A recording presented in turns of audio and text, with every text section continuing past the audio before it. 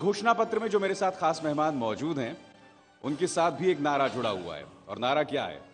केंद्र में नरेंद्र, राज्य में देवेंद्र। अब देवेंद्र जी इस नारे की हकीकत से बेशक इनकार करते रहे, मगर शायद ये वो नारा था जिसके चलते उद्धव ठाकरे को मैदान में आके कहना पड़ा कि मैं भी हूं लाइन में, और नतीजा सबके सामने है। इससे पहले कि मैं देवेंद्र जी को मंच पर आमंत्रित करूं, आइए उनके पॉलिटिकल करियर पर देखते हैं ये रिपोर्ट।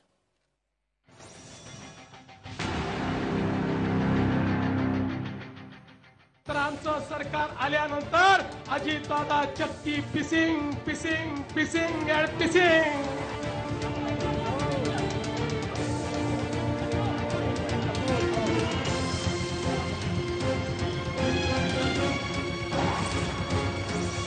देवेंद्र फडणवीस महाराष्ट्र में बीजेपी का बड़ा चेहरा, जमीन से जुड़े तेज तर्रार नेता, सीएम पद के बड़े उम्मीदवार। उम्र 44 साल, राजनीति विरासत में मिली। पिता भी एमएलसी रहे। कानून और बिजनेस मैनेजमेंट की पढ़ाई की। वार्ड स्तर से राजनीति शुरू की। बीजेपी में वार्ड संयोजक से लेकर प्रदेश अध्यक्ष तक बने। 27 साल की उम्र में नागपुर के मेयर बने। 3 बार विधायक चुने गए। देवेंद्र फडणवीस की पहचान एक विद्वान नेता के तौर पर भी है। फडणवीस को पढ़ने और लिखने का भी काफी शौक है। वो बजट के ऊपर एक किताब भी लिख चुके हैं। महाराष्ट्र में इस बार विधानसभा चुनाव देवेंद्र फडणवीस की अगुवाई में ही लड़ा जा रहा है। इस चुनाव में महाराष्ट्र में एक नारा खूब चल रहा है, केंद्र में नरेंद्र, महाराष्ट्र में देवेंद्र। फिलहाल देवेंद्र फडणवीस का सबसे बड़ा मकसद है महाराष्ट्र में 15 साल बाद कमल खिलाना। जनता ने फैसला कर लिया है, कांग्रेस और राष्ट्रवादी की सरकार है, इसको जनता दूर करेगी और हमारी सरकार को लाएगी। मैं देवेंद्र जी को मंच पर आमंत्रित करना चाहूंगा और सबसे पहले मैं आपसे गुजारिश करूंगा कि आप इस जनता को बताएं 4 से 5 मिनट में कि आपको वोट क्यों दिया जाए।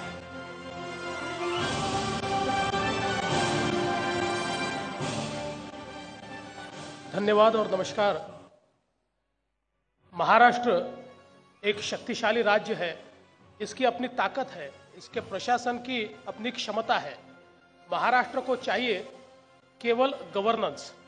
आज महाराष्ट्र में एक चीज हमको दिखाई नहीं पड़ती और उस चीज का नाम है गुड गवर्नेंस, सुप्रशासन। महाराष्ट्र में अगर आज हम देखें तो हमको पॉलिसी पैरालिसिस नजर आता है, डिसीजन पैरालिसिस नजर आता है और इंप्लीमेंटेशन पैरालिसिस भी नजर आता है। महाराष्ट्र को अच्छे राज्यकर्ताओं की आवश्यकता है जिसके भरोसे महाराष्ट्र बदल सकता है।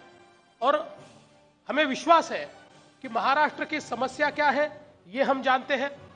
उन समस्याओं को सुलझाना, उसका पथ क्या हो सकता है, रोड मैप क्या हो सकता है, ये हम जानते हैं।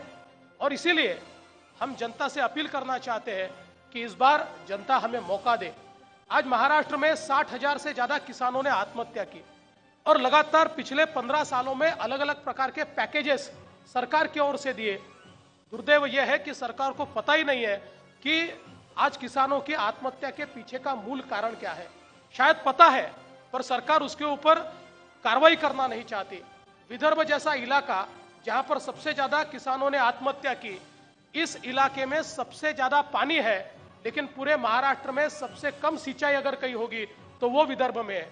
आज पश्चिम महाराष्ट्र का इलाका है जहां पर अधिकांश पोर्शन हमारा ऐसा है कि हम गन्ने की खेती करते हैं, लेकिन वहां पर पानी नहीं है। और आने वाले दिनों में वहां ऐसी अवस्था हो सकती है कि सरकार ने अगर जल संधारण की ठीक वहां पर व्यवस्थाएं नहीं की तो हम वाटर माइनिंग कर रहे हैं। 1000 साल में जो पानी रिचार्ज होता है उस पानी का इस्तेमाल हमने शुरू कर दिया। वहां पर पानी नहीं होगा, वहां की खेती भी समाप्त हो जाएगी। कुल मिलाकर अगर हम देखें तो आज महाराष्ट्र में खेती के दृष्टि से हमारी जो प्रोडक्टिविटी है, हमारा पर एकड़ जो प्रोडक्शन है, ये देश में सबसे पिछड़ा हुआ है। इसका कारण महाराष्ट्र में खेती के ऊपर जो निवेश होना चाहिए, जो इंफ्रास्ट्रक्चर तैयार कर देना चाहिए, जो नया तंत्रज्ञान हमने देना चाहिए, ये तंत्रज्ञान हमने दिया नहीं है। आज महाराष्ट्र की औसत आयु 27 साल है। महाराष्ट्र में 50% लोग 25 साल से नीचे के हैं, लेकिन महाराष्ट्र की अवस्था ऐसी है कि हमारे यहाँ पर जो शिक्षा का दर्जा है आज जिसको महाराष्ट्र को हम जिसको पुरोगामी कहते हैं, आज प्राथमिक शिक्षा में महाराष्ट्र 10वें नंबर पर है। आज अगर महाराष्ट्र का ग्रॉस एनरोलमेंट रेशियो हम उच्च शिक्षा का देखें तो महाराष्ट्र उच्च शिक्षा में देश से भी पिछड़ा है। हमारे यहाँ पर हमने प्राइवेटाइजेशन किया, उच्च शिक्षा का हमने खाजगीकरण किया, प्राइवेटाइजेशन किया। प्राइवेटाइजेशन को मेरा विरोध नहीं है, लेकिन महाराष्ट्र में उसका व्यवसायीकरण हुआ है। वो व्यवसाय है, हजारों करोड़ रुपए कमाने का व्यवसाय। पैसा लोग कमा रहे हैं, लेकिन गुणवत्ता कहाँ है?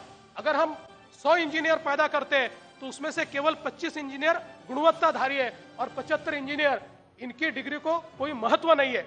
आज महाराष्ट्र में इतनी बड़ी रूप में हमारे पास युवा, हमारी पॉपुलेशन है, लेकिन इस पॉपुलेशन के हाथ को काम नहीं है। इसका कारण है कि पिछले 10 सालों में जिस प्रकार से हमने महाराष्ट्र में कौशल्य देना चाहिए था, स्किल्स देने चाहिए थे, वो स्किल्स हमने दिए नहीं। और मैं ये मानता हूं कि महाराष्ट्र में जो हमने स्किल्स का प्रोग्राम तैयार किया है, अगर आप उसको देखेंगे तो आने वाले दिनों में महाराष्ट्र की इस पॉपुलेशन को मानव संसाधन में हम परिवर्तित करेंगे और महाराष्ट्र के हाथ को हम रोजगार देंगे। मुझे इसकी जानकारी है कि आपके पास समय कम है, इसलिए आपके माध्यम से मैं निवेदन करना चाहता हूं, www.visionmaharashtra.com इस वेबसाइट पर जाइए और महाराष्ट्र को परिवर्तित करने का हमारा विजन क्या है। केवल ये सरकार नालायक है इसलिए नहीं, तो हम इसको बदल सकते हैं। We are people who have solutions, हमारे पास ये सारी चीजें बदलने का सॉल्यूशन है, ये मैं बताना चाहता हूं। और इसलिए आप जरूर देखिए और उसमें आपको भी और हमारे एबीपी के सारे दर्शकों को अगर उसमें कंट्रीब्यूट करना है तो उसको कंट्रीब्यूट भी वो कर सकते हैं, उसमें वो कुछ सुझाव भी सकते हैं।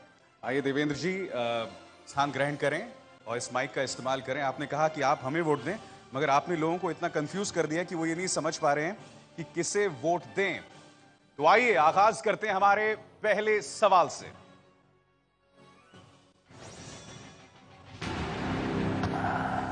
पच्चीस साल पुरानी शिवसेना की दोस्ती दांव पर कैसे लग गई? पहला सवाल। देवेंद्र जी, मैं अशोक वानखड़े हूँ एबीपी न्यूज़ से। मेरे सवाल में कुछ शब्द आएंगे, शायद उससे आप नाराज़ हो, लेकिन ये भी आप ही की देन है। जो विजन आप बता रहे हैं, तो क्या आपको लगता है कि एक कामांध और नपुंसक मिलके महाराष्ट्र का विकास कर सकते हैं? देखिए, ऐसे शब्दों का इस्तेमाल ये हुआ है, मैं जानता हूँ, और बिल्कुल सही नहीं है। हमारी राजनीति का जो स्तर है वो स्तर नीचे नहीं आना चाहिए, और इसलिए ये शब्द जिस प्रकार से इस्तेमाल हुए हैं मुझे उसका दुख है। उनकी तरफ से भी जो इस्तेमाल हुआ है, शुरुआत तो शायद सामना ने एक प्रकार से की, लेकिन ये शब्द सही नहीं है और मुझे लगता है कि मैं अपनी ओर से इन शब्दों को इग्नोर करता हूँ। मैं नहीं चाहता कि इस प्रकार की भाषा का इस्तेमाल हो और उसके ऊपर हम डिबेट करें। देवेंद्र जी, सवाल यहां पर यह है कि 25 साल की दोस्ती की दाव पर लगने की तो हम बात कर रहे हैं, मगर मुझे ऐसा क्यों लग रहा है कि आपकी खुद की यानी कि बीजेपी की अस्मिता दाव पर है। यानी कि एक तरफ आप बीजेपी युक्त महाराष्ट्र की बात करते हैं, केंद्र में नरेंद्र, राज्य में देवेंद्र की बात करते हैं, फिर जो भाव इस वक्त जा रहा है कि 10-12 सीटों के लिए गिड़गिड़ाने का भाव है, यह आप अपनी अस्मिता दाव पे नहीं लगा रहे हैं ऐसे में? देखिए, गिड़गिड़ाने का सवाल नहीं है। 25 सालों से हम एक अलायंस में है और ये अलायंस हमने उस समय विचारों के आधार पर किया था और लगातार इसको बचाने का प्रयास भारतीय जनता पार्टी ने किया है। अगर आप पूर्व में देखें तो जिस समय हमारे मित्र पक्ष को आवश्यकता थी, हमने हमारी 6 लोकसभा की सीटें, सिटिंग सीटें, ये हमने हमारे अलायंस पार्टनर्स को दी। हम लोग 32 सीटें लड़ते थे, वो 16 सीटें लड़ते थे।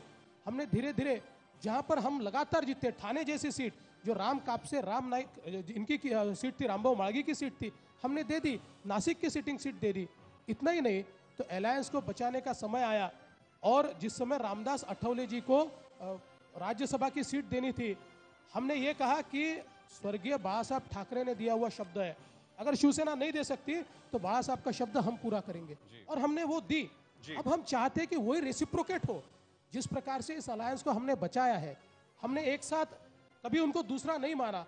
हमको ऐसा लगता है उन्होंने भी आज उस भाव के साथ उसी प्रकार से वे भी पेश आने चाहिए, और शायद मुझे लगता है कि वो रेसिप्रोकेशन नहीं हो रहा और इसीलिए हम इस कगार पर आकर खड़े हैं। अगला सवाल। देवेंद्र जी, 1980 में भाजपा का जन्म हुआ, उससे पहले जनसंघ 1952 से चुनाव लड़ती आ रही है, जबकि शिवसेना को 1990 से पहले तक चुनाव आयोग से एक निशान तक अलॉट नहीं था। उस समय क्या मजबूरी थी भाजपा जैसी पार्टी को कि उनको बड़े भाई का दर्जा देती, और दे ही दिया तो आज क्यों गड़गड़ा रहे हैं आप?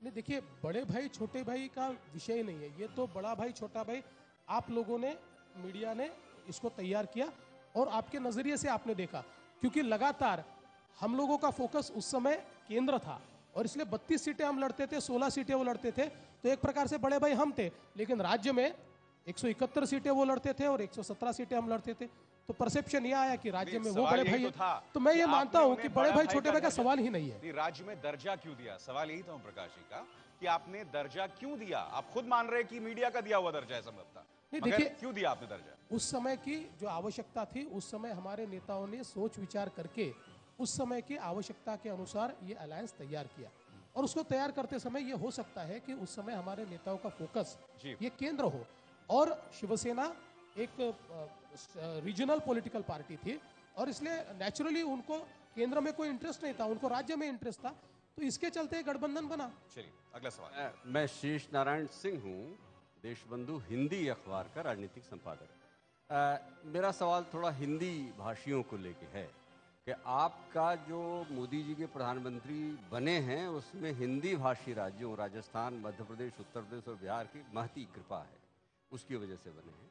लेकिन 2004 में आपके स्वर्गीय नेता प्रमोद महाजन ने एक मित्र के सवाल के जवाब में ये कहा था कि आप लोग बंबई की राजनीति से दूर रहें, धंधा पानी करने आए हैं वही करें। क्या आपकी व्यू हिंदी भाषियों के बारे में आज भी वही है? कहीं भी किसी पद पे नहीं, कोई टिकट नहीं, कोई मंत्री कभी नहीं बनाया, क्या उसको अभी भी जारी रखें अगर जीत गए, या आप इन लोगों को साथ लेने के बारे में विचार करेंगे? देखिए, अभी तो हमारी सूची जारी नहीं हुई तो मैं कुछ कह नहीं सकता, पर इतना आपको जरूर हिंट कर सकता हूँ, हमारी सूची देखिए, उसके बाद आपको ध्यान में आएगा। हम नेशनल पार्टी है। देखिए, जो हमारी स्थानिक अस्मिता होती है, रीजनल अस्मिता होती है, उसका हम सम्मान करते हैं, पर रीजनल अस्मिता और नेशनल अस्मिता, हमारी जो राष्ट्रीय अस्मिता है, इनका कॉन्फ्लिक्ट हमारे मन में नहीं है। हमारी राष्ट्रीय अस्मिता ये भारतीय के रूप में है, हमारी रीजनल अस्मिता ये मराठी के रूप में है, और हम ये मानते हैं कि महाराष्ट्र में रहने वाला अलग अलग भाषी जो है वो हमारे महाराष्ट्र का है, वो महाराष्ट्र के जीडीपी में कंट्रीब्यूट करता है और उसका इतना ही सम्मान महाराष्ट्र में है जितना एक मराठी आदमी का है। तो मुझे लगता है इसमें कॉन्फ्लिक्ट नहीं हो सकता। भाषा ये सम्मान का विषय हो सकता है, लेकिन ये विवाद का विषय नहीं हो सकता। राम कदम साहब शामिल होते हैं, कॉन्फ्लिक्ट क्यों नहीं है? क्यों कॉन्फ्लिक्ट हो? राम कदम जिस समय शामिल हुए, हमने राम कदम को ये कहा कि राम कदम जी, हमारी पार्टी की जो नीति रीति है उसको आप मानते होंगे तो आइए। उन्होंने कहा जी उस रीति नीति को मानकर ही मैं आना चाहता हूँ, हमने प्रवेश दिया। चलिए अगला सवाल। देवेंद्र जी, मेरा नाम अनिल तिवारी है। पहले तो आपने जो 6 सीटें छोड़ने की बात कही, उस पर अगर पिछले ही चुनाव में अगर लोकसभा का हम लोग देखें तो बीजेपी ने लोकसभा में ज़्यादा सीटें लड़ी थी, जबकि जीती थी 9 सीटें, और शिवसेना ने कम सीटें लड़ी थी, 22 सीटें लड़ी थी, जीती थी 11। उस आधार पर शिवसेना ने इस बार आपसे ज़्यादा टिकट लोकसभा में डिमांड नहीं की, उन्होंने वही फॉर्मूला रखा। उसी आधार पर विधानसभा में पिछले चुनाव में 169 सीट शिवसेना ने जीती थी, लड़ी थी, और आप लोगों ने 119 लड़ी थी। शिवसेना अपने मित्र पक्षों के लिए अभी सीट छोड़ रही है, 18-20 सीट छोड़ रही है। आप और अपेक्षा कर रहे हैं उनसे कि आपके लिए भी छोड़े।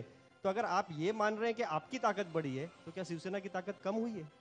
पहली बात तो यह है कि जैसा आपने लोकसभा का कहा, आपने विधानसभा की ओर इंगित नहीं किया। विधानसभा में 169 सीटें शिवसेना लड़ी और 45 सीटों पर जीती, और केवल 119 सीटें हम लड़े और हम 47 सीटें जीते। और अगर 1990 से लेकर आज तक का इतिहास देखें, हमारा स्ट्राइक रेट हमेशा 40% से ज्यादा रहा है। हम कौन सी सीटें मांग रहे हैं? वो 69 सीटें जिन सीटों पर शिवसेना को 2000, 4000, 5000 वोट मिले, 10,000 वोट मिले। 35 सीटें तो ऐसी है जिन पर उनका डिपॉजिट जब्त हुआ है, वो सीटें हम मांग रहे हैं। और इसलिए मांग रहे हैं कि हम उनको कहना चाहते हैं कि सीटें कांग्रेस एनसीपी को क्यों देते हो? अगर हम लड़ते हैं और हम जीत कर आते हैं, 5 चुनाव से आप सीटें नहीं जीत पाए, हमको लगता है हम जीत कर आ सकते हैं, दीजिए उस सीटों को। सीटें बीजेपी की चुनकर आएगी तो महायुति की चुनकर आएगी, और इसके आधार पर हमने ये सीटें मांगी है। और जहां तक आपने कहा अलायंस पार्टनर को वो 18 सीटें नहीं दे रहे साहब, अलायंस पार्टनर को 9 सीटें हम दे रहे हैं और अलायंस पार्टनर को 9 सीटें वो दे रहे हैं। और ये कहते समय हमने उनको ये भी कहा, जैसे 59 सीटें आपकी कभी चुनकर नहीं आई, 19 सीटें हमारी है जो कभी चुनकर नहीं आई।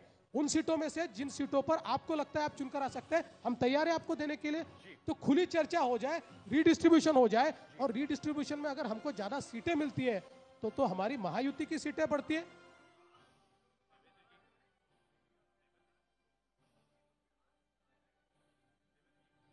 नमस्कार, मेरा नाम दिबांग है। मैं आपसे पूछना चाहता हूं, आपने कहा कि आपकी स्ट्राइक रेट ऊंची है। मैं कह रहा हूं कि ये जो आंकड़ा जो है, असली बात यह है कि मुख्यमंत्री कौन बनेगा। असली लड़ाई मुख्यमंत्री पद की है। क्या आप इससे सहमत हैं? बिल्कुल सहमत नहीं हूं, हमारे लिए तो नहीं है, और हम भी यही कहना चाहते हैं। हमारा शिवसेना को आह्वान है, मुख्यमंत्री पद को नजरों के सामने रखकर इस युति की ओर मत देखिए। मुख्यमंत्री कौन होगा जनता तय करेगी, मुख्यमंत्री कौन होगा चुनाव के बाद तय होगा। देवेंद्र जी, बहुत हास्यास्पद है जब आप ये बात कह रहे हैं, तो फिर ये नारा कहां से आया, केंद्र में नरेंद्र और राज्य में देवेंद्र? ये भारतीय तो जनता ये भारतीय जनता पार्टी का नारा नहीं। मैं इस नारे को एंडोर्स करता नहीं, भारतीय जनता पार्टी इस नारे को एंडोर्स करती नहीं। भारतीय जनता पार्टी ने मुख्यमंत्री पद के लिए मेरी घोषणा नहीं की है। देवेंद्र जी, अगर आप ये घोषणा कर दें कि आप सीटें हमें जो मर्जी दे दीजिए, आपका मुख्यमंत्री होगा, क्या आप उसके लिए तैयार हैं? क्या शिवसेना के कम विधायक जीते तो क्या आप उनका मुख्यमंत्री बनाने को तैयार हैं? अगर आप ये घोषणा कर दें तो आपको नहीं लगता ये झगड़ा सुलझ जाएगा? ऐसा प्रस्ताव उनकी तरफ से नहीं आया कोई। क्या ऐसा प्रस्ताव आया तो आप मानेंगे? आप ये इशारा कर रहे हैं? देखिए, सबसे बड़ी बात यह है कि ऐसा प्रस्ताव देने की उनकी मानसिकता ही नहीं है। अगला सवाल, क्या सीएम पद निगोशिएबल है? दूसरा सवाल इससे जुड़ा हुआ है कि क्या आपकी हालत अभी ऐसी हो गई है कि ना उगलते बनता है ना निगलते बनता है, ना आप यहाँ जा सकते हैं ना वहाँ जा सकते हैं।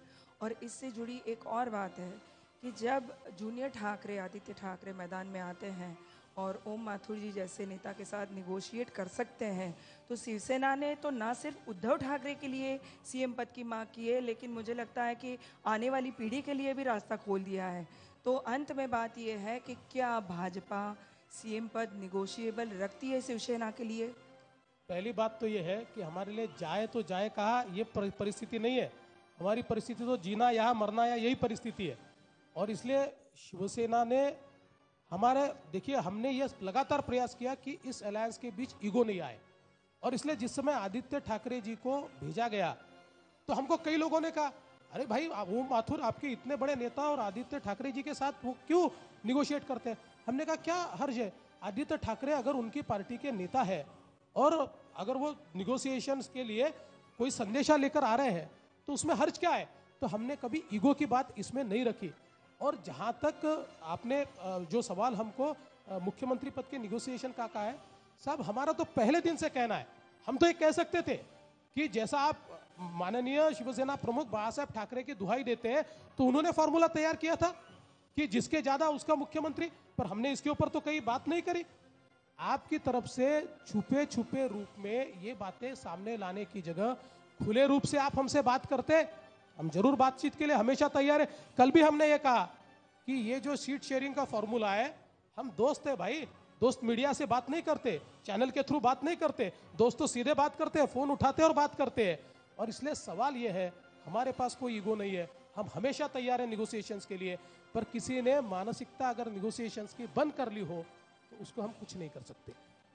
अब घोषणा पत्र में रुख करते हैं हमारे अगले सवाल का। क्या अकेले चुनाव लड़ेगी बीजेपी? अब लगभग मन बन ही गया, ऐसा लग रहा है। देखिए, मन तो नहीं बना और बन भी नहीं सकता, क्योंकि हमारा भावनिक नाता है। 25 साल साथ में रहे साहब, और हर अच्छे बुरे समय में हमने उनका साथ दिया है, हम उनके साथ रहे, वो भी हमारे साथ रहे। तो ऐसे नाते तो एक दिन में टूटते नहीं है, और ऐसे नाते जब टूटते हैं ना तो घाव भी बहुत गहरा होता है। और इसलिए हम तो कभी नहीं चाहेंगे कि अकेले चुनाव लड़े।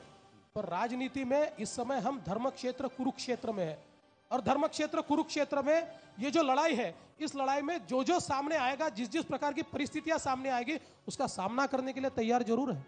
अगला सवाल।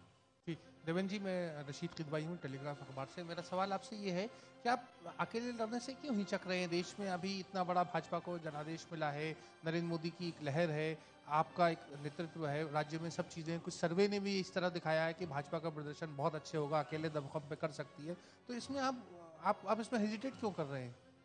देखिए, शिवसेना के साथ हमारा जो गठबंधन है ये विचारों पर आधारित है, और हम ये नहीं मानते कि हमारी ताकत बढ़ी है, आज अपने बलबूते पर लड़ सकते हैं, तो हमारे दोस्तों को हम बाजू कर दे और लड़ना शुरू कर दे। इसलिए हमारी मानसिकता हमेशा ये है, अच्छे दिनों में, बुरे दिनों में, साथ साथ चले, और इसलिए हम साथ रखना चाहते हैं। हम चाहते हैं कि गठबंधन आगे जाए, विचारों पर आधारित गठबंधन है। लेकिन जैसा मैंने पहले ही कहा, परिस्थितियां जिस प्रकार से सामने आएगी, हम तो नहीं चाहते, अब नहीं करेंगे, अपने तरफ से नहीं होगा, हम तो अभी भी लड़ना चाहते हैं साथ में, पर जो परिस्थितियां सामने आएगी उसके लिए तैयार जरूर है। देवेंद्र जी, इस वक्त बीजेपी में क्या ये कहना सही होगा कि शिवसेना के साथ नेगोशिएट करने के लिए कोई बचा ही नहीं है, और जो हैं लाल कृष्ण आडवाणी वो मैदान में उतरना नहीं चाहते, स्वाभाविक सी बात है। बाला साहब ठाकरे भी नहीं रहे, प्रमोद महाजन नहीं है, गोपीनाथ मुंडे नहीं है, तो क्या क्राइसिस की एक बहुत बड़ी वजह यह है कि कोई बात करने के लिए नहीं है? मुझे नहीं लगता, बातचीत तो चल रही है, और देखिए लगातार हम उनके पास गए, लगातार हमने उनसे बातचीत की, पर उन्होंने हमको हमेशा ये कहा कि आदित्य जी ठाकरे ने मिशन 150 घोषित कर दिया है, अब वो मिशन 150 को छोड़कर बात ही नहीं हो सकती। अब हमने तो कभी ये नहीं कहा कि हमारे भी नेताओं ने 135 घोषित कर दिया दोस्तों को छोड़कर, तो उसके नीचे बात ही नहीं हो सकती। हम तो खुले मन से बातचीत करते हैं साहब, ये थोड़ी होता है जब दोस्त एक साथ बैठते हैं तो ये नहीं होता, शर्तों पर बातचीत नहीं होती, बातचीत जो होती है खुले मन से होती है जी। और इसलिए मैं लगातार ये कहना चाहता हूं कि आप अगर सीएम पद को सामने रखकर, मद्देनजर रखकर सारी बातचीत को उसके इर्द गिर्द घुमाए और बाद में उसके ऊपर भी सीधी बात नहीं करे, तो बातचीत ऐसी होगी साहब, दोस्तों में ऐसी बातचीत नहीं होती। जी, अगला सवाल। देवेंद्र जी, मेरा नाम जितेंद्र दीक्षित है। आपने अभी कहा कि मैं इस नारे को एंडोर्स नहीं करता हूं, केंद्र में नरेंद्र और महाराष्ट्र में देवेंद्र, लेकिन आप ये मानेंगे कि महाराष्ट्र में तमाम बड़ी पार्टियों ने अपना सीएम पद का चेहरा जो है वो जाहिर कर दिया है। कांग्रेस से हाल ही में हमने एक इंटरव्यू में पढ़ा कि पृथ्वीराज चौहान ने कहा है कि वो मुख्यमंत्री बनना चाहते हैं। एनसीपी से अजीत पवार अपना नाम आगे कर चुके हैं। राज ठाकरे, उद्धव ठाकरे दोनों ही सीएम बनने की मंशा जता चुके हैं इन पार्टियों से, लेकिन बीजेपी के पास अभी तक सीएम का कोई चेहरा नहीं है। पहली बात तो यह है कि इन तीनों पार्टियों में मैं सीएम बनना चाहता हूं, ये उन्होंने कहा है, उनकी पार्टियों ने एंडोर्स नहीं किया है, इनमें से किसी उम्मीदवार को घोषित नहीं किया गया है। जहां तक हमारी पार्टी का सवाल है, हमारी पार्टी में एक पद्धति है, जिस पद्धति में हमारा केंद्रीय पार्लियामेंट्री बोर्ड, जिसमें स्वयं हमारे प्रधानमंत्री जी सदस्य हैं, अमित शाह उसके अध्यक्ष है, ये उचित समय इसका निर्णय लेता है और मुझे विश्वास है कि जो उचित समय आएगा तो परिस्थितियों को देखकर वो निर्णय करेंगे। आज तक महाराष्ट्र की राजनीति में किसी भी पार्टी ने सीएम पद का उम्मीदवार घोषित करके इससे पहले कभी भी चुनाव नहीं लड़ा है। और इसी से जुड़ा हमारा अगला सवाल है।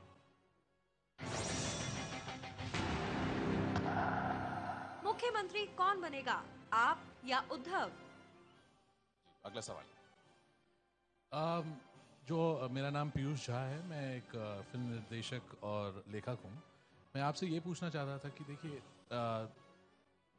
जो केंद्र में जो आपकी स्ट्रैटेजी थी, तो वहाँ पे एक चेहरा दिखाया गया और एक बड़ा सा कैंपेन, एग्रेसिव कैंपेन किया गया, और अब आप बोल रहे हैं स्टेट में ये हम नहीं करेंगे, तो इसमें कुछ बहुत अलग स्ट्रैटेजी लग रही है मुझे। और क्या आपको लगता है कि ऐसी स्ट्रैटेजी इस वक्त अगर बीजेपी अकेले चलेगी तो ऐसी स्ट्रैटेजी काम आएगी, बिना कोई चेहरा लिए हुए और 10-15 दिन 20 दिन की ही कैंपेन में क्या बीजेपी जीत पाएगी? पहली बात तो यह है साहब कि पिछले अनेक वर्षों से हम यहाँ गठबंधन की राजनीति करते हैं, तो हमने तो अकेले लड़ने का विचार ही कभी किया नहीं। तो इसके चलते गठबंधन की राजनीति में कोई चेहरा सामने लेकर चुनाव लड़ना, ये गठबंधन के धर्म में महाराष्ट्र में अभी तक हुआ नहीं है, हमने कभी उसको ट्राई भी नहीं किया है। अब परिस्थितियां अगर बदलेगी तो उसके ऊपर हमारी पार्टी विचार करेगी, पर हम तो अभी भी होपफुल है और इसलिए आने वाले 2-3 दिनों में इसका विचार होगा। पर मैं ये मानता हूं कि आज अब 20 दिनों में ये चेहरा महत्व का नहीं है। महाराष्ट्र की जनता ये चाहती है कि एक ऐसी सरकार मिले जो मोदी जी के साथ काम करे, क्योंकि जिस प्रकार से मोदी जी ने देश में काम शुरू किया है, जिस प्रकार का विजन मोदी जी ने लोगों के सामने रखा है, तो महाराष्ट्र की जनता ये जानती है कि अभी जो मौजूदा सरकार है वो तो कभी भी मोदी जी के साथ काम नहीं कर सकेगी, और इसलिए जो मोदी जी के साथ काम करेगी ऐसी सरकार को जनता चुनकर देगी। और फिर वोट देते समय जनता ये जरूर विचार करेगी इनमें से कौन सी पार्टी, कौन सा व्यक्ति मोदी जी के साथ जा सकता है, उसी पार्टी को, उसी व्यक्ति को जनता वोट करेगी। अगला सवाल। देवेंद्र जी, मेरा नाम गणेश ठाकुर है। आपने कहा कि सीएम पद के दावे को लेकर झगड़ा नहीं है, आपकी तरफ से कोई खींचतान नहीं हो रही है, लेकिन आपकी ही पार्टी के नेता विनोद तावड़े ने कहा था कि एकनाथ खड़से और आपके बाद में पंकजा मुंडे को भी सीएम बनाना चाहिए, उनमें क्षमता है, कैलिबर है। तो आपकी ही पार्टी के अंदर इस तरह कई सीएम पद के दावेदार सामने आ रहे हैं, अंदरूनी बातें सामने आ रही है, तो इसका क्या मतलब हम निकालें? मुझे ये लगता है कि हम जब बात करते हैं तो हमारी बातों को आउट ऑफ कॉन्टेक्स्ट कोट किया जाता है। जिस समय पंकजा मुंडे जी की संघर्ष यात्रा चल रही थी, उस संघर्ष यात्रा में विनोद तावड़े जी ने ये कहा कि जिस प्रकार से पंकजा जी का नेतृत्व उभर रहा है, जिस प्रकार से वो प्रयास कर रही है, हम उनके अंदर ये देखते हैं कि महाराष्ट्र को जब पहला महिला मुख्यमंत्री मिलेगी वो पंकजा जी के रूप में मिलेगी। तो इसका मतलब विनोद तावड़े ने पंकजा मुंडे जी की घोषणा कर दी। मुझे ये लगता है हम बहुत ज़्यादा रीड करते हैं। अभी कई बार जिसका उल्लेख आपने किया, अब किसी ने उत्साह में आकर घोषणा कर दी दिल्ली में नरेंद्र और राज्य में देवेंद्र, अब पता नहीं मेरे से चिपक गई। मुझे लोग पूछते आपने घोषणा करवाई, अरे भाई मैंने नहीं करवाई, मेरी पार्टी ने नहीं करवाई, हम उसको एंडोर्स भी नहीं करते हैं यार। जब भी वो नारा दिया जाता है आपके चेहरे की मुस्कान और बढ़ जाती है। मैं तो मुस्कुराते ही रहता हूँ साहब, करे क्या। कोई लोग ऐसे होते हैं ना कि रोते क्यों तो सूरत ही वैसी है, वैसा मेरा है, हंसते क्यों सूरत ही वैसी है। जब मातम बनता है ना तो मुझे अपनी सूरत पर ध्यान रखना पड़ता है कि मैं हंसू नहीं। चलिए अगला सवाल लेते हैं देवेंद्र। देवेंद्र जी, मेरा नाम उमेश कुमावत है। मेरा ये सवाल है कि आपने अभी बोला कि उद्धव ठाकरे ने मिशन 150 कहा था, जिसकी वजह से नीचे नहीं आ रहा है, तो क्या गठबंधन टूटने के लिए आदित्य ठाकरे ने जो कहा, क्या आदित्य ठाकरे खुद जिम्मेदार है मिशन 150 अनाउंस करने के लिए? दूसरी बात, उन्होंने भी तैयारी शुरू कर दी है अकेले लड़ने की, आप लोगों ने भी तैयारी शुरू कर दी है अकेले लड़ने की। ये घोषणा कोई क्यों नहीं करता कि गठबंधन टूट चुका है? क्या आपको लगता है कि इसकी जो सिंपैथी है वो शिवसेना को मिलेगी? देखिए, आदित्य ठाकरे जी ये एक उभरते हुए नेता है, क्यों कोई ठिकरा उनके सिर पर फोड़ते हो? ये बात ठीक है कि शिवसेना ने 150 सीटों के ऊपर एक जिसको हम एडामंट भूमिका कह सकते हैं, इस प्रकार की भूमिका रखी है, पर मैं किसी के सिर पर उसका ठिकरा बिल्कुल फोड़ना नहीं चाहता। जहाँ तक गठबंधन का सवाल है, हमने कल भी ये स्पष्ट किया है, चर्चाएं टीवी के माध्यम से समाप्त नहीं होती। हम चर्चा के लिए खुले हैं, तैयार है, चर्चाएं हो सकती है। अगला सवाल। जब से उद्धव ठाकरे राजनीति में आए तो लोग उनके बारे में अक्सर कहते थे कि वो अपने पिताजी जैसे आक्रामक नहीं है, लेकिन पिछले कुछ दिनों से उनका बड़ा आक्रामक रूप आप और जनता भी देख रही है। आपको क्या लगता है कि उनका आत्मविश्वास, उनकी शक्ति कहाँ से आती है? मैं ऐसा मानता हूँ, एक पार्टी के वो प्रमुख है, उनकी पार्टी महाराष्ट्र की एक पार्टी है जिसने महाराष्ट्र में सत्ता चलाई है, जिसका मुख्यमंत्री रहा है, तो कोई भी उनको कम क्यों आंकता है? इससे पहले भी अगर कभी कम आंका गया है तो कम आंकने की आवश्यकता नहीं है। उद्धव ठाकरे जी नेता है, अच्छे नेता है, उनकी पार्टी के प्रमुख है। जी अगला सवाल। मेरा नाम सूरज ठाकुर है, मैं कांग्रेस की विद्यार्थी संगठन का प्रदेश अध्यक्ष हूँ NSUI का। मुझे आपसे एक सवाल पूछना है। भारतीय जनता पार्टी के जो प्रधानमंत्री नरेंद्र मोदी जी बने, उसमें उत्तर प्रदेश की और बिहार की उत्तर प्रदेश की बड़ी भूमिका थी। कुछ सालों पहले यही आपकी गठबंधन जिनसे है शिवसेना से, इन्होंने जो उत्तर भारतीय छात्र आए थे उनके साथ में मारपीट की गई थी, और उस वक्त पे भारतीय जनता पार्टी का कोई नेता उत्तर भारतीयों के लिए आगे नहीं आया था। जैसे इलेक्शन अब नजदीक आ रहे हैं, उत्तर भारतीय नेताओं को लुभाने की और उत्तर भारतीय समाज को लुभाने की भारतीय जनता पार्टी पूरी कोशिश कर रही है। आप उत्तर भारतीयों को इतना मूर्ख समझते हैं कि हम लुभाएंगे और हमारे साथ आ जाएंगे?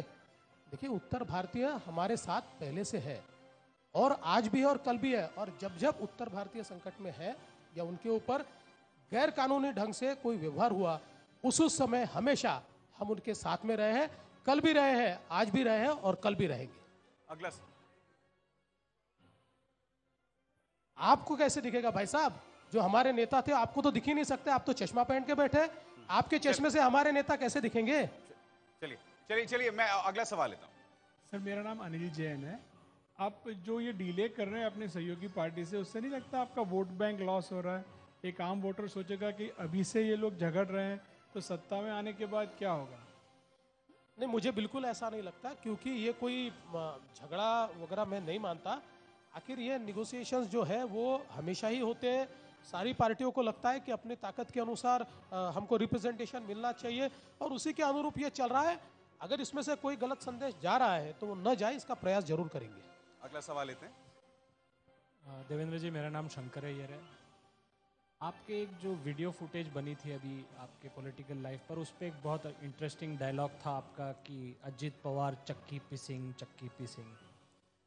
आपको याद होगा शोले पिक्चर में फाइनली हेमा मालिनी मान गई थी धर्मेंद्र से शादी करने के लिए। कहीं ऐसा तो नहीं हो रहा है कि यहाँ पर भी वैसा कोई स्थिति निर्माण हो रहा है कि बीजेपी और एनसीपी साथ में आ जाए? कोई शादी की पॉसिबिलिटी लगती है आपको? और हेमा मालिनी साहब अंत हमने में तो मान तय जाए। किया है, अगर आवश्यकता पड़ी तो जीवन भर कुंवारे रहेंगे, लेकिन ऐसी शादी नहीं करेंगे, ये हमने तय कर लिया है। नहीं, सवाल ये कि तावड़े साहब ये तो कहते हैं कि हम अजीत पवार को जेल भेजेंगे, मगर अजय संचेती साहब का क्या? जब उन्हें बेधड़क कॉन्ट्रैक्ट्स दिए गए, तमाम नियम कानून को ताक पर रख के, तो क्या अजय संचेती साहब को भी जेल भेजा जाएगा? बीजेपी सांसद। पहली बात तो यह है कि कोई भी हो, जिसने जिसने सिंचाई के घोटाले में जो जो लिप्त होगा, उस सब पर कार्रवाई होगी। जहां तक अजय संचेती जी का सवाल है, उनके ऊपर इंक्वायरी हुई, उस इंक्वायरी का नतीजा भी आया है, और इसके बावजूद जितनी इंक्वायरियां, भारतीय जनता पार्टी का साफ कहना है, अभी इंक्वायरियां हुई है, उसमें उनके ऊपर कुछ आया नहीं है, और भी इंक्वायरी करनी है। देखिए, हम व्यक्ति का विचार नहीं करते। जिस समय हम इरिगेशन घोटाले की तहकीकात होनी चाहिए और दोषियों पर कार्रवाई होनी चाहिए, अगर मैं भी दोषी हूं, देवेंद्र फडणवीस उसमें दोषी है, तो देवेंद्र फडणवीस भी जेल में जाना ही चाहिए। Counter question. देवेंद्र जी, इससे मिला जो एक सवाल है कि आपकी पार्टी ने घोषणा की है कि 11 लाख करोड़ का स्कैम हुआ है इस महाराष्ट्र राज्य में।